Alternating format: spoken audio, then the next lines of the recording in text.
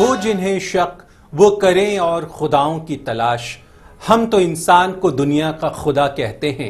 लोग जो कुछ भी कहें तेरी सितमकशी को, हम तो इन बातों को अच्छा ना बुरा कहते हैं। ब्रेक के बाद आपका इस्तकबाल है दुनिया जहां से निराला टीवी शो हिंदुस्तान हमारा में। अब बारी है मकाम पेश करने की।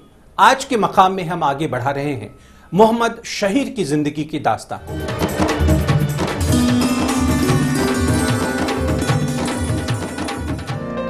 कल के मकाम में हमने देखा कि अपने सुकून पसंद मिजाज और आर्किटेक्चर से बेपनाह मोहब्बत की वजह से शहीर साहब ने अपनी फील्ड में एक मुकम्मल मकाम हासिल किया।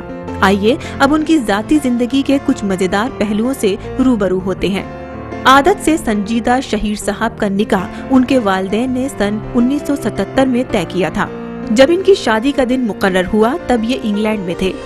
वैसे तो इनकी अरेंज मैरिज हुई, लेकिन इनके और इनकी शरीके हयात के घर वालों के बीच पुरानी जान पहचान थी। हमारा तो अरेंज मैरिज था, लेकिन हमारे जो फैमिलीज थे बहुत पुराने जान पहचान थी। इनकी शरीके हयात को इनकी ईमानदारी, हार्डवर्क, इनका सेंस ऑफ ह्यूमर बेहद पसंद है। इनकी शरीके हयात को पहली मुलाकात में अपने शौहर की बस एक चीज खटक रही थी और वो थी उनकी दाढ़ी। शादी तय हो गई थी, उसके बाद देखा था दाढ़ी थी जो पसंद नहीं आई थी। इनकी शरीके हयात लाइफ पार्टनर तो हैं ही, उसके साथ साथ उनके काम में भी उनकी पार्टनर हैं। शहीर साहब के अकाउंट्स के सारे काम ये देखती हैं। ये अपनी कामयाबी में अपनी शरीके हयात का बहुत बड़ा हाथ मानते हैं। सबसे बड़ी खूबी यह है कि इखलाक जो है लोगों social connections with everyone and ability to get on with. इनकी हमसफर को इनके बेवक्त स्नैक्स खाने की आदत पसंद नहीं है, और तो और इनकी शरीके हयात इनकी इतनी फिक्र करती हैं कि इस बात को लेकर कभी कभी तो शहीर साहब इरिटेट हो जाते हैं। बेवक्त के स्नैक्स बहुत खुद ही बता दिया उन्होंने, मैं यही कहने वाली थी। इन बिटवीन मील्स स्नैक्स, क्योंकि हेल्थ की बहुत फिक्र रहती है, हेल्थ ठीक रहनी चाहिए, और उसमें अगर हम पूरा डाइट का ख्याल करते हैं कि क्या नहीं खाना चाहिए, तो खाना वैसे ही बनाते हैं जो बिल्कुल सही हो। और अगर वो हमने बनाया लेकिन बीच में खूब नमक के नमकीन या बहुत मीठी कोई चीज़ें खा लें तो ये इरिटेशन चीज़ है बहुत ज़्यादा। इरिटेशन कभी कभी ओवरडू हो जाती है ना, caring and being careful about who is doing what. Shaheer साहब को फिल्मों का भी बेहद शौक है। आज भी इन्हें वो लम्हा याद है जब अपनी शरीके हयात के साथ इन्होंने पहली फिल्म देखी थी। इनकी पसंदीदा फिल्म जाने भी दो यारो और रंग दे बसंती है। इनके पसंदीदा अदाकार गुरुदत्त और दिलीप कुमार हैं और पसंदीदा अदाकारा वहीदा रहमान है। पहली मूवी मैंने वहीं देखी, याद है मुझे, अलीगढ़ में देखी थी और उसका नाम था परवरिश।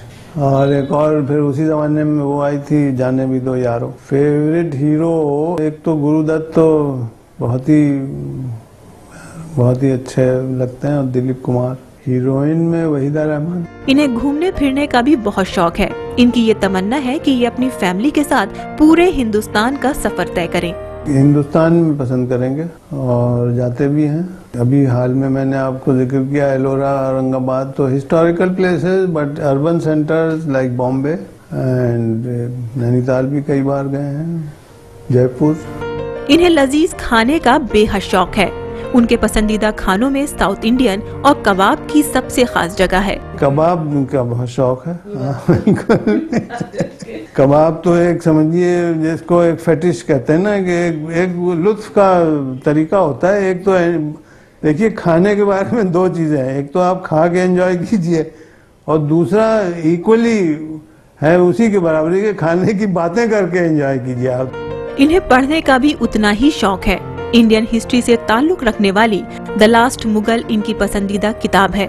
साथ ही साथ इन्हें दिल्ली की तारीख से ताल्लुक रखने वाली किताबें भी उतनी ही पसंद है। हाँ, हिस्टोरिक अभी कुछ हाल में हिस्ट्री की तो किताबें जो इंडियन हिस्ट्री से ताल्लुक रखती हैं, खासतौर से विलियम डैलरिम्पल की एक किताब थी, लास्ट मुगल शायद नाम था उसका। शहीर साहब को लिखने का भी बेहद शौक है। ये अपने खाली वक्त में पोएट्री एंड लैंडस्केप और पेंटिंग एंड लैंडस्केप के बारे में लिखते हैं। मैं फिक्शन नहीं लिखता हूँ। ये जो इसके जो डिज़ाइन है या आर्किटेक्ट लैंडस्केप है, इसके थ्योरेटिकल फिलॉसफी मतलब नॉट टेक्निकल चीज़ें, लेकिन पोएट्री एंड लैंडस्केप या पेंटिंग एंड लैंडस्केप इसके ऊपर लिखता हूँ। इन्होंने जाने माने आर्किटेक्ट चार्ल्स कोरिया के दफ्तर में कुछ वक्त काम किया। इन्हें उनके काम का तरीका बेहद मुतासिर करता है।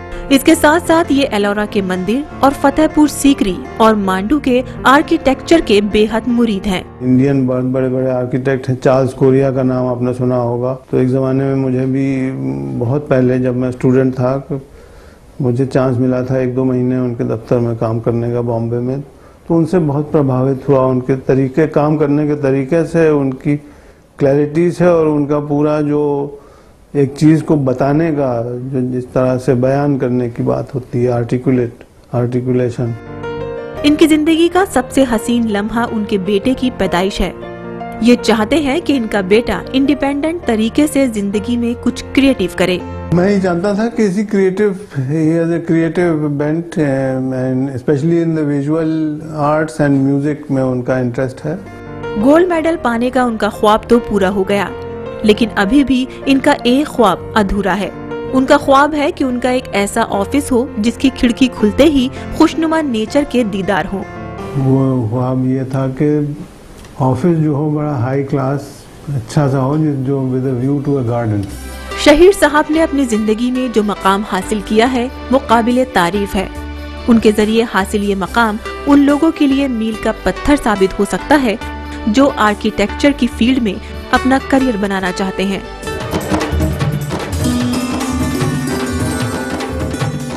मोहम्मद शहीर की जिंदगी से रूबरू होने के बाद अब वक्त है एक छोटे से ब्रेक का, पर आप कहीं जाइएगा नहीं, क्योंकि ब्रेक से वापस लौटने के तुरंत बाद हम पेश करने वाले हैं किरदार, और आपको रूबरू कराएंगे फिल्म 30 मार खां के किरदार तबरेज मिर्जा से। 30 मार खां की ये भी इंग्लिश की आफ्टर द फॉक्स और टिंटिन, इन दो से ये पूरी तरह से कॉपी है।